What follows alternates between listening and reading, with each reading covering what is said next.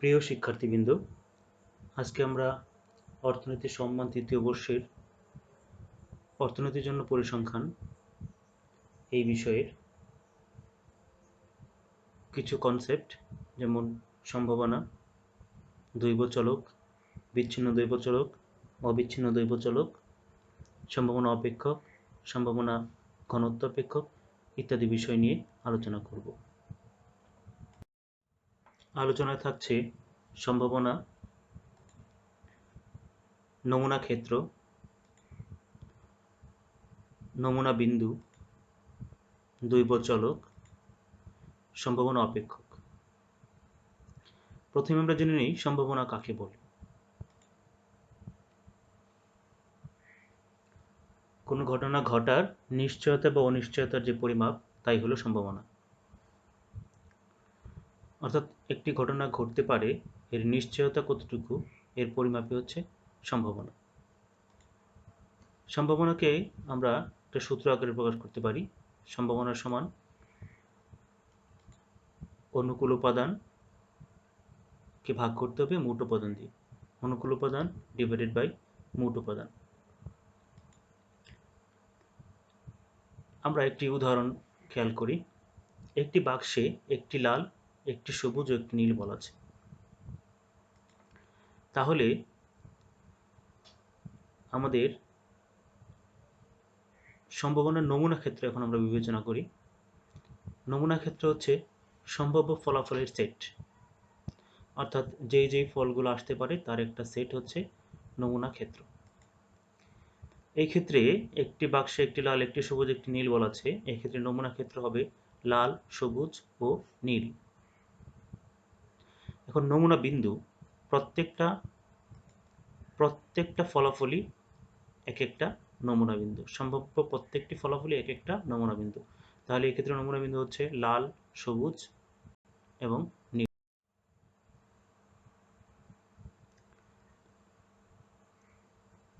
এবার আসি, আমরা একটা ছক্কা নিক্ষেপ করলাম। ছক্কা নিক্ষেপ করলে মান আসলো 6। তাহলে যে 6 মান আসলো, এই 6টাই হচ্ছে নমুনা বিন্দু।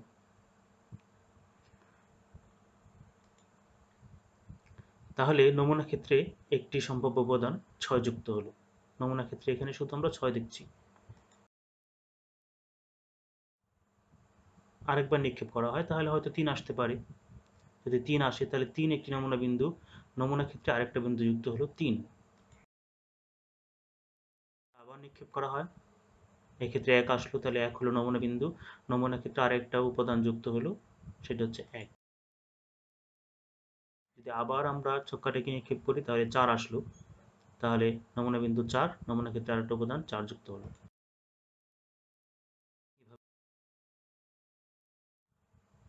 এবং 5 আসলো। একটা ছক্কা থেকে যেই মানগুলো আসতে পারে 1, 2, 3, 4, 5 এবং 6, এই প্রত্যেকটা মানই হচ্ছে একটা নমুনা বিন্দু। আর সবগুলো মান নিয়ে, সবগুলো উপাদান নিয়ে যে একটা সেট, সেটি হচ্ছে নমুনা ক্ষেত্র।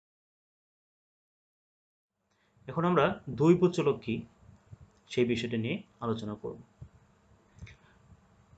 একটি ছক্কা নিক্ষেপ করা হলে তার উপরে পিঠে যে মান বা যে সংখ্যাটা আসবে সেটাকে আমরা ধরলাম এক্স। তাহলে যে এক্স এর মান, এক্স এর প্রত্যেকটা মানের জন্য এক একটা নির্দিষ্ট সম্ভাবনা আছে। যদি ছক্কাটি সুষম হয়, নিরপেক্ষ হয়, তাহলে প্রত্যেকটি মানের সম্ভাবনা হচ্ছে 1/6, 6/1। তাহলে যদি এরকম হয় যে প্রত্যেকটি মানেরই আলাদা আলাদা সম্ভাবনা থাকে, প্রত্যেকটি মানের নির্দিষ্ট সম্ভাবনা থাকে, তাহলে সেটাকে আমরা বলবো দৈবচলক। যে চলকের প্রত্যেকটি মানের একটি নির্দিষ্ট সম্ভাবনা আছে, তাহলে সেটি হচ্ছে দৈবচলক। দৈবচলক হতে গেলে অবশ্যই তার নির্দিষ্ট একটা সম্ভাবনা থাকতে হবে।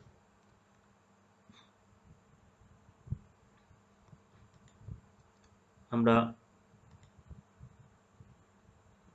উদাহরণটা আবার বললাম। একটি ছক্কা নিক্ষেপ করা হলে এর উপরের পিঠের প্রাপ্ত মান এক্স ধরলে এক্স একটি দৈবচলক, কারণ এর প্রত্যেকটি মানের একটি নির্দিষ্ট সম্ভাবনা আছে। এক্স এর মান 1, 2, 3, 4, 5, 6 হতে পারে। আর প্রত্যেকটি সম্ভাবনা হচ্ছে 1/6, 1/6, 1/6, 1/6। এখানে উল্লেখ্য যে প্রত্যেকটি মানেরই একই রকম সম্ভাবনা হবে না, হতে হবে এমন কোনো কথা নেই। যেহেতু সংখ্যাটি নিরপেক্ষ সেই জন্য প্রত্যেকটি মানের সম্ভাবনা সমান আসছে, তবে অধিকাংশ ক্ষেত্রেই সমান না এসে অসমানে আসতে পারে। এবার আমরা দেখব দ্বৈবচলকের প্রকারভেদ। দ্বৈবচলক দুই রকম হতে পারে, একটা হচ্ছে বিচ্ছিন্ন দ্বৈবচলক আর একটা হচ্ছে অবিচ্ছিন্ন দ্বৈবচলক। বিচ্ছিন্ন দ্বৈবচলক কোনগুলো? যেই চলকগুলোর একটা নির্দিষ্ট পরিসরে সকল মান গ্রহণ করতে পারে না, সেটা হচ্ছে বিচ্ছিন্ন দ্বৈবচলক। যেমন অর্থনীতির জন্য পরিসংখ্যান এই বিষয়ে পরীক্ষা হলো, এই পরীক্ষাতে কেউ গ্রেড পয়েন্ট পেল 3, কেউ পেল 3.5, কেউ পেল 4, কেউ পেল 1, এরকম প্রত্যেকটা মান আসতে পারে। কিন্তু এই একটা বিষয়ে পরীক্ষা কেউ 3.99 পেতে পারে না। অর্থাৎ আমরা 1 থেকে 4 পর্যন্ত সকল মান গ্রহণ করতে পারি না। সকল পূর্ণ মান গ্রহণ করা যায়, কিছু ভগ্নাংশ গ্রহণ করা যায়, কিন্তু সকল মান যেমন 3.99, 3.75, 3.77 এই মানগুলো গ্রহণ করা যাবে না। সেজন্য এই যে পরীক্ষায় প্রাপ্ত যে গ্রেড পয়েন্ট, সেটা কখনোই অবিচ্ছিন্ন চলক হতে পারে না, সেটা হবে বিচ্ছিন্ন চলক। এবার আসে আমরা অবিচ্ছিন্ন দ্বৈবচলক কোনটা।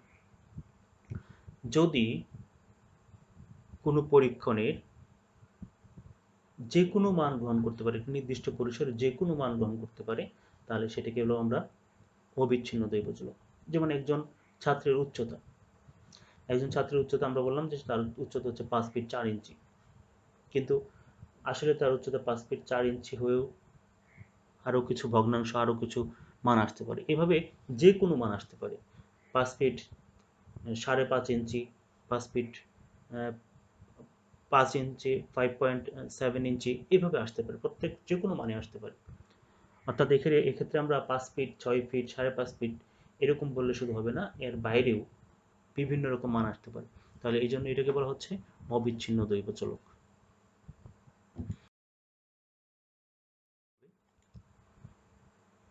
আমরা আগে সংখ্যা রেখা জেনেছি, সংখ্যা রেখায় ডান দিকে থাকে ধনাত্মক মানগুলো, বাম দিকে থাকে ঋণাত্মক মানগুলো। এখন উপরের চলকে 1, 2, 3, 4, 5, 6 এই প্রত্যেকটা মান শুধুমাত্র এই নির্দিষ্ট বিন্দুতে, এক বিন্দুতে আছে। একের থেকে কম এই মান গ্রহণ করতে পারে না, 0 থেকে 1-এর মাঝখানে মান গ্রহণ করতে পারে না, 1 থেকে 2-এর মাঝামাঝি কোনো মান সে গ্রহণ করতে পারে না, 2 থেকে 3-এর মাঝামাঝি, অর্থাৎ এখানে ভগ্নাংশ কোনো মান সে গ্রহণ করেনি। ভগ্নাংশ 2-একটা মান গ্রহণ করলেও সবগুলো মান যদি গ্রহণ করতে না পারে, অর্থাৎ 0 থেকে 6 পর্যন্ত প্রত্যেকটা মান, এক্ষেত্রে যতগুলো মান আছে প্রত্যেকটা সংখ্যা রেখা সে কভার করে না, শুধুমাত্র কতিপয় বিন্দু কভার করে। সেই জন্য এটা হচ্ছে বিচ্ছিন্ন দ্বৈবচলক। সেটা ঋণাত্মক মানও হতে পারে, ঋণাত্মক মানের ক্ষেত্রে একই ঘটনা। এবার আসি আমরা অবিচ্ছিন্ন দ্বৈবচলকের বেলায়। অবিচ্ছিন্ন দ্বৈবচলকের বেলায় আবার আমরা স্কেল নিলাম 1, 2, 3, 4, 5, 6, কিন্তু এই ক্ষেত্রে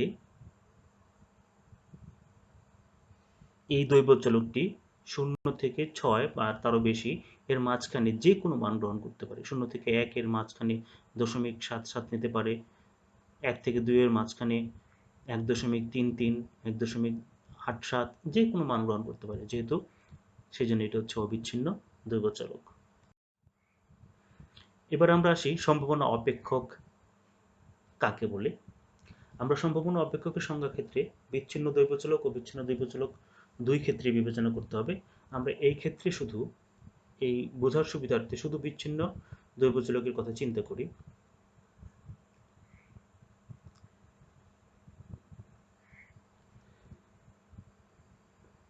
একটি দ্বৈবচলকের প্রত্যেক স্বতন্ত্র মান গ্রহণের সম্ভাবনাকে গাণিতিক অপেক্ষকে প্রকাশ করা গেলে তাকে বলে বিচ্ছিন্ন সম্ভাবনা অপেক্ষক।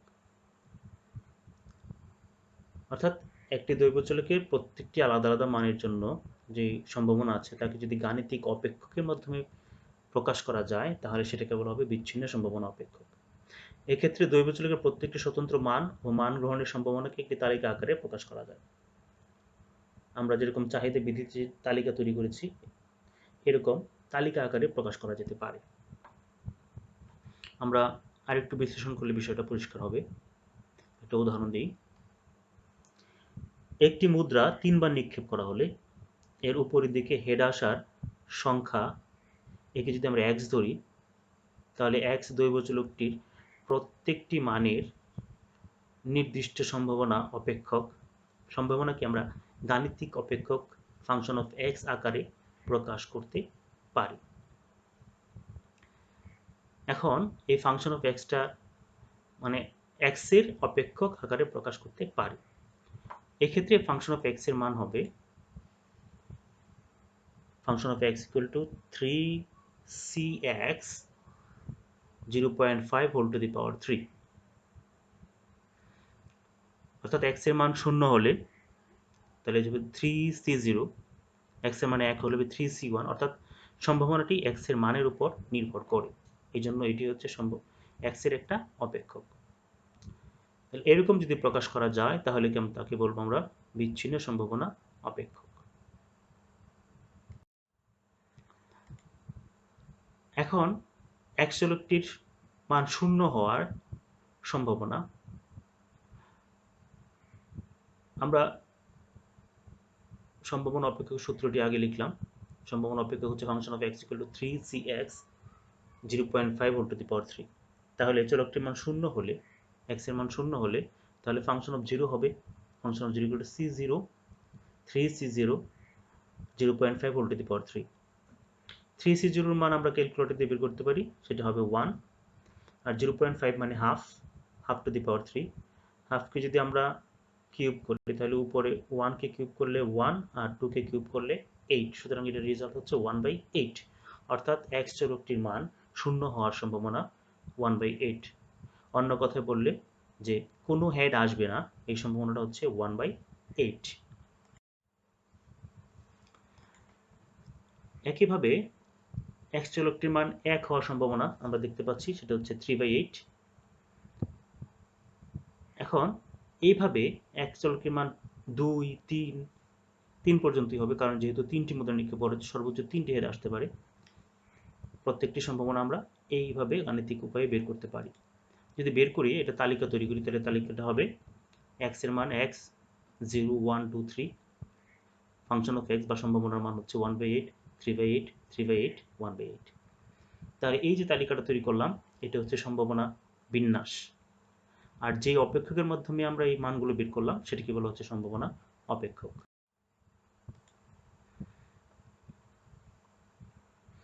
একটি মুদ্রার 3 বার নিক্ষেপ করা হলে নমুনা ক্ষেত্রটি কি হবে, এটা আমরা নমুনা ক্ষেত্রটি বের করব। কোনো হেড না আসতে পারে, কখনো কখনো কোনো হেড আসবে না, যখন প্রথমবারও টেল, দ্বিতীয়বারও টেল এবং তৃতীয়বারও টেল, অর্থাৎ লেজ আসলো, তাহলে কোনো হেড আসলো না। একটি হেড আসতে পারে, একটি হেড আসার ক্ষেত্রে প্রথম 2টা টেল, পরেরটা হেড। এবার হেডটা একটু আগে সরে আসছে, প্রথমবার টেল, দ্বিতীয়বার হেড, পরের বার টেল।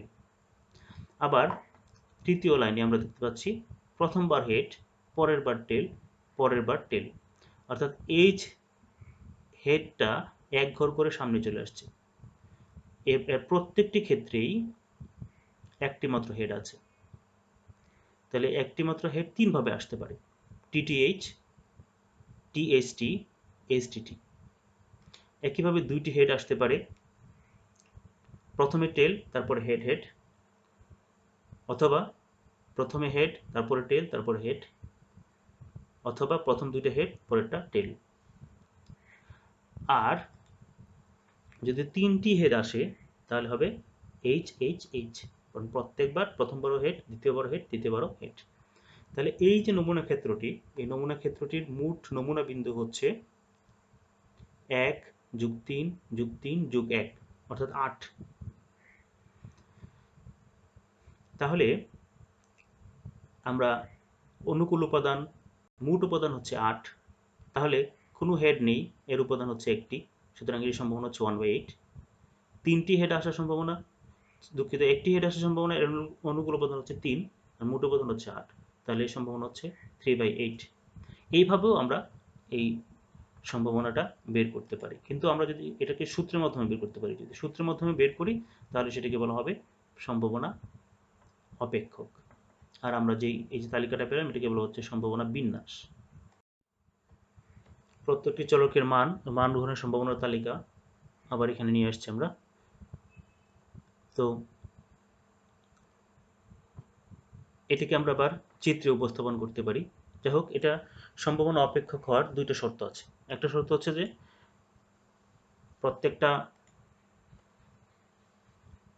প্রত্যেকটা সম্ভাবনার মান শূন্য অথবা তার থেকে বড় হবে, অর্থাৎ ঋণাত্মক হবে না, ধনাত্মক বা শূন্য হতে পারে।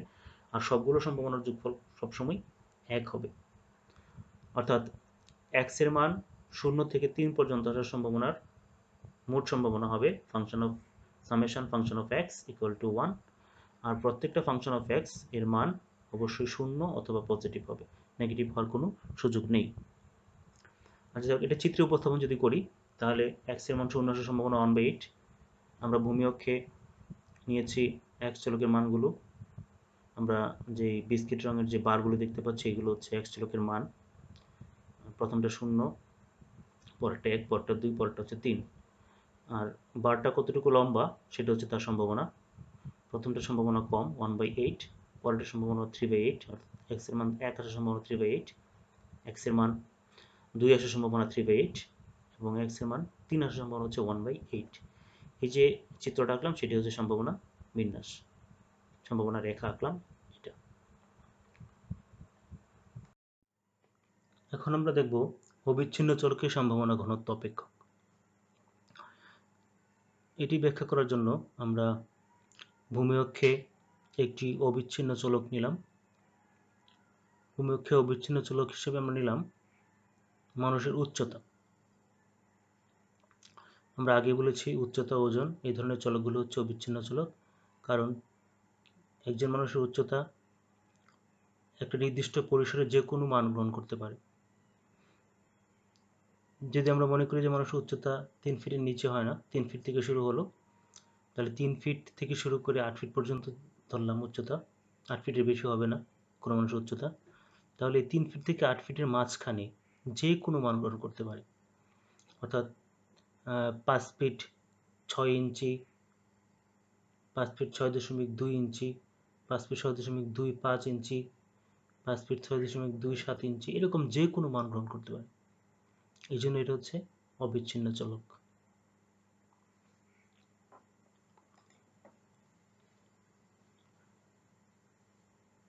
এখন এই যে রেখাটা আসলো, রেখাটা হচ্ছে সম্ভাবনা রেখা, ফাংশন অফ এক্স রেখা এটা।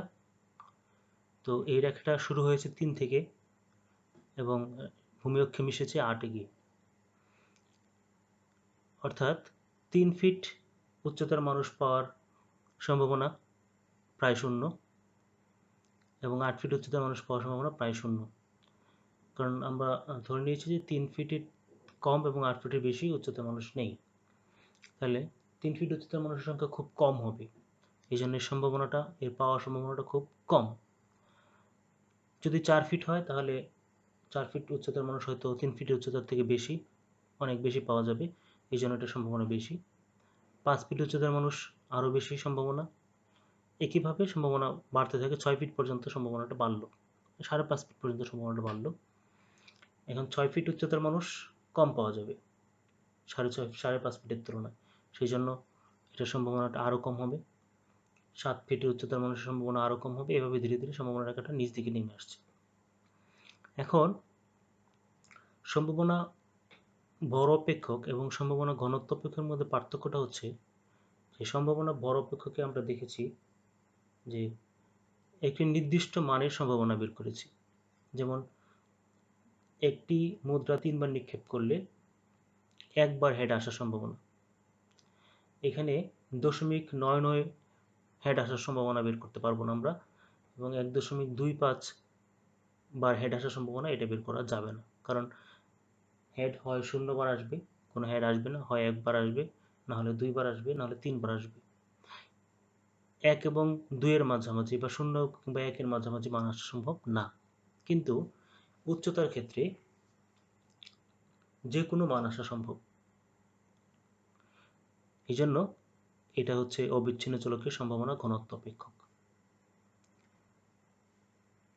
এখন আমরা এই ক্ষেত্রে কোনো একটা নির্দিষ্ট মানের সম্ভাবনা আমরা পাবো না, বরঞ্চ একটা নির্দিষ্ট পরিসরে, সেই পরিসরটা বড় হতে পারে, ছোট হতে পারে। সেই পরিসরে উচ্চতারা যেমন 5 ফিট থেকে 5.5 ফিট, 5 ফিট থেকে 5 ফিট 6 ইঞ্চি পর্যন্ত প্রাপ্ত মানের সম্ভাবনা আমরা বের করতে পারি। আমরা এই মুহূর্তে যেই নীল বারটা আসলো, সেই বারটা হচ্ছে 5 ফিট থেকে 5 ফিট 6 ইঞ্চি পর্যন্ত প্রাপ্ত মানের সম্ভাবনা।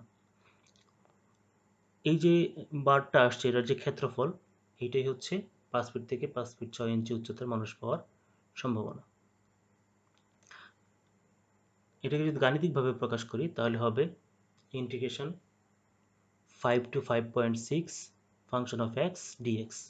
অর্থাৎ উচ্চতার পরিসর 5 থেকে 5.5 ফিট, 5.6 ফিট, এই পরিসরে ফাংশন অফ এক্সকে যদি আমি সমাকলন করি তাহলে যে মানটা পাওয়া যাবে সেটি হচ্ছে এই পরিসরে একজন লোক পাওয়ার সম্ভাবনা। এখন আমরা আরও জানি যে কোনো একটা ফাংশনকে যদি আমরা একটা নির্দিষ্ট সীমার মধ্যে নির্দিষ্ট সমাকলন করি তাহলে আমরা ওই রেখা থেকে নিচের দিকে ভূমি অক্ষ পর্যন্ত যে অংশটা পাবো, যেই ক্ষেত্রটা পাবো, সেই ক্ষেত্রটার ক্ষেত্রফলই হবে এই সমাকলিত মান। তাহলে আমরা নির্দিষ্ট পরিসরে কোনো একটা সম্ভাবনা, কোনো একটা অবিচ্ছিন্ন চলকের সম্ভাবনা বের করতে গেলে তাহলে সেটাকে সেই পরিসরে নির্দিষ্ট সমাকলন করতে হবে।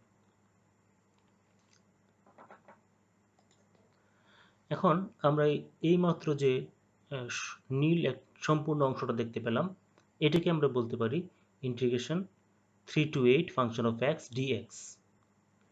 এখন এটা সমান 1। কারণ কি?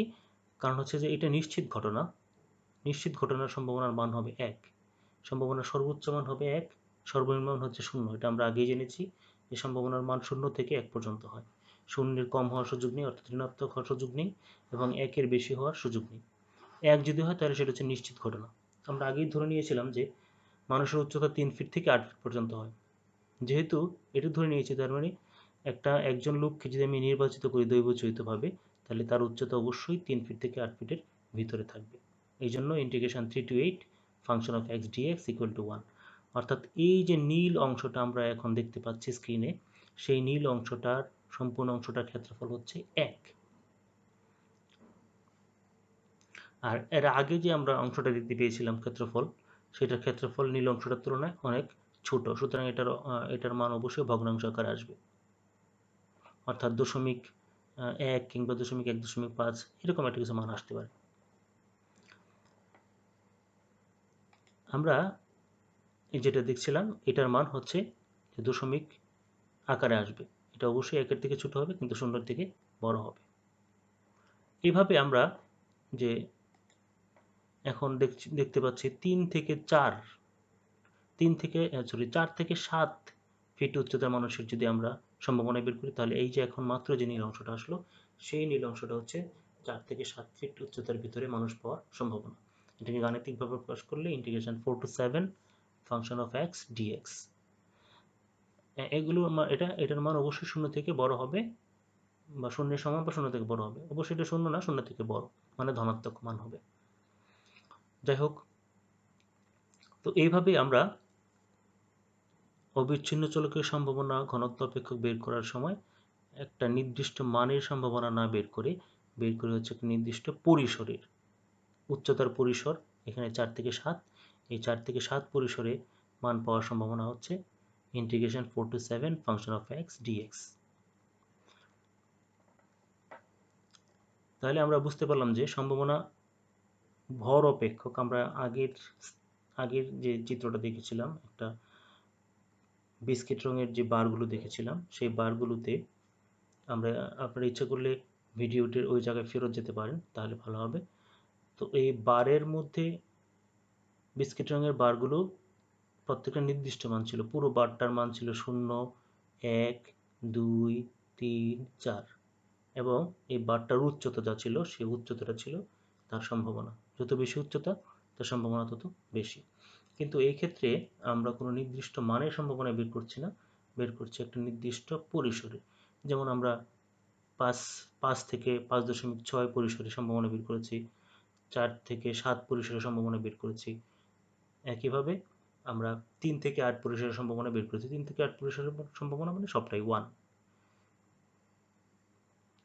তাহলে এই ছিল মূলত আমাদের আজকের অবিচ্ছিন্ন চৌম্বকীয় সম্ভাবনা ঘনত্ব অপেক্ষক এবং বিচ্ছিন্ন চৌম্বকীয় সম্ভাবনা অপেক্ষক।